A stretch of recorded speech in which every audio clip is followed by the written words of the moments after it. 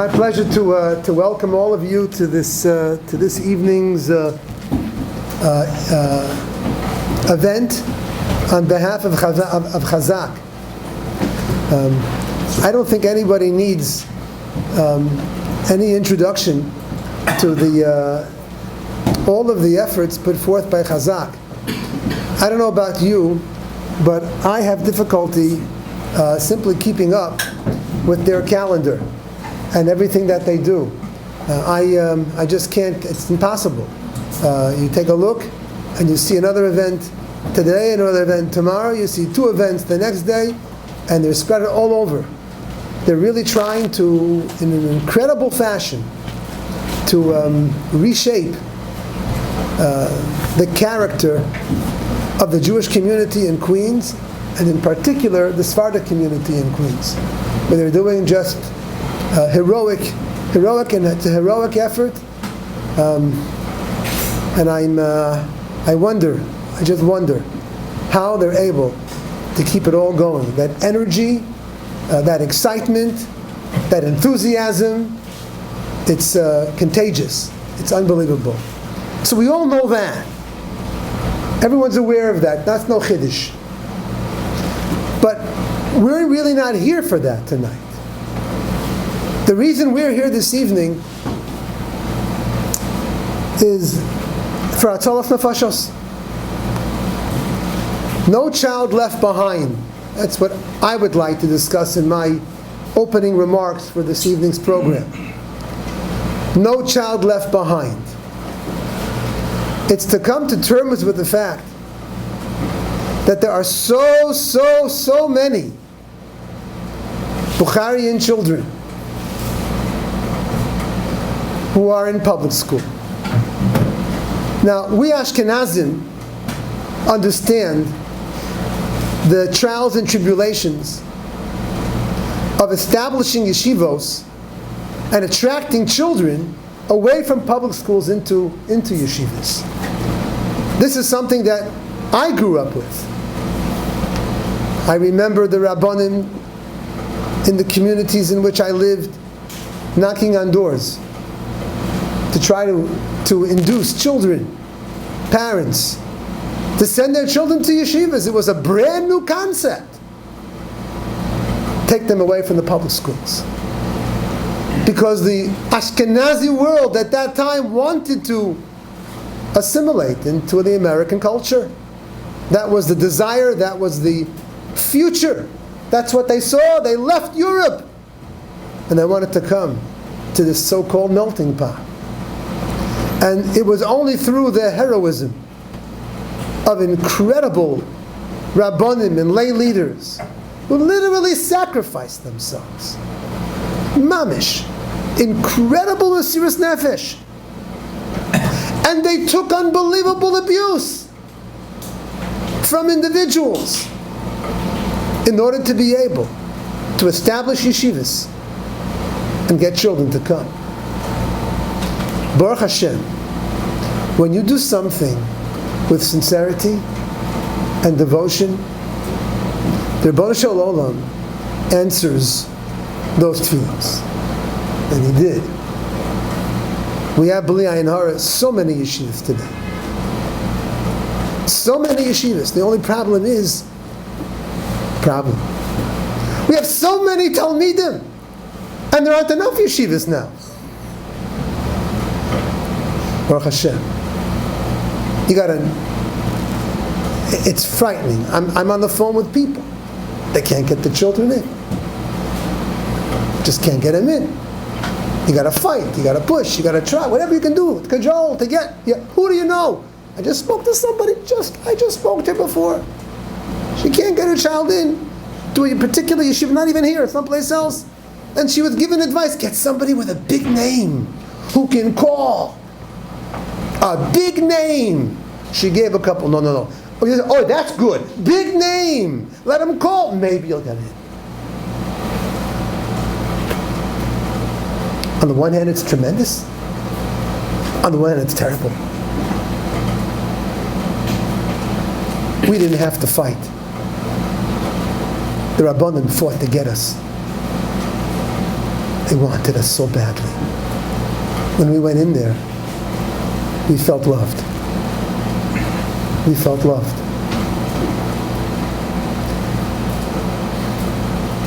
The Sephardic community, the Bukharian community in particular, that came to this country later than we did. And they came in droves. They're taken over.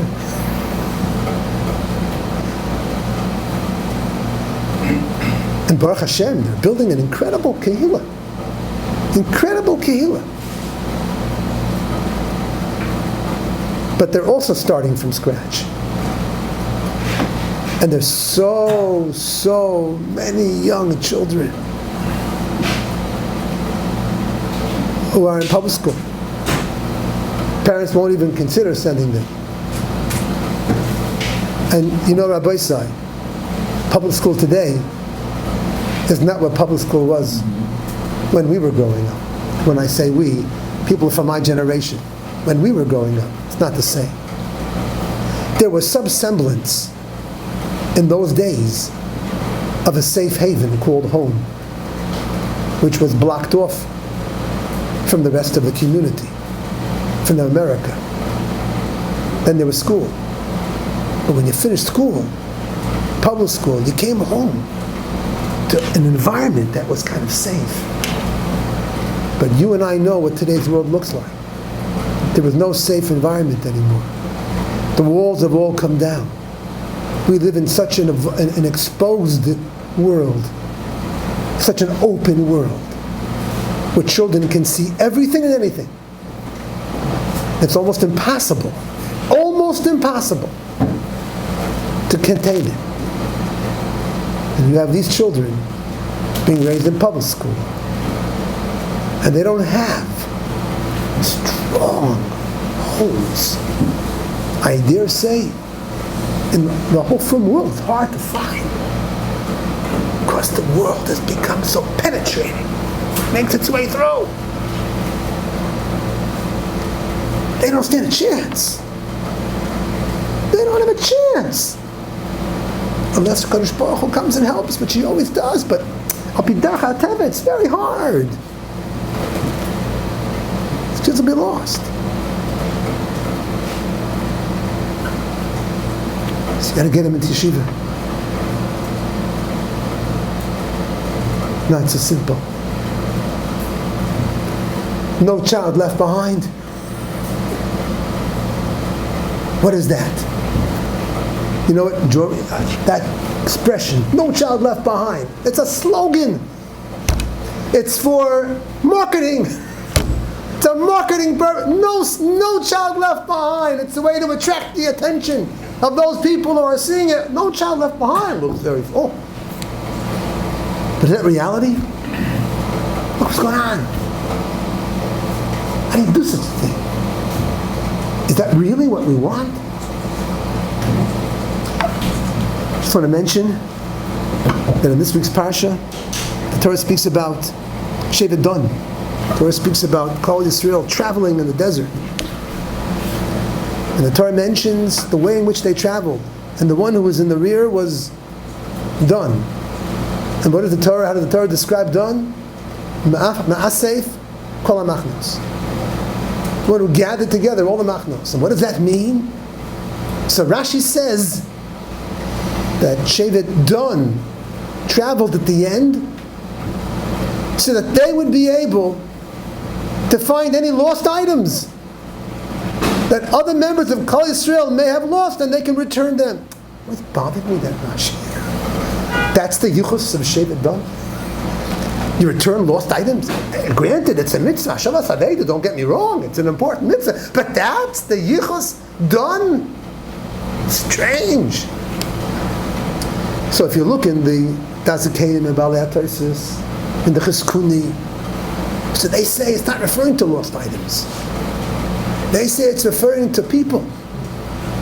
Members of the Shvatim, that for whatever reason were not able to be together with their Shevet. And therefore they're lagging behind. They lag behind, they'll end up all alone. What did Shevet Dun serve? What purpose? No Jew left behind. No Jew left behind. Every Jew has to have a place. And the Hamek David and Netziv writes that Shevet Dun walked slowly for those people.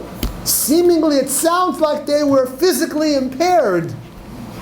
They walked slowly to protect them. No Jew left behind. But Rabbi Isai, the thought occurred to me, if I can, if you'll indulge me, just a little drush. Rashi speaks about the fact that Shevet Dun was there to gather together lost items.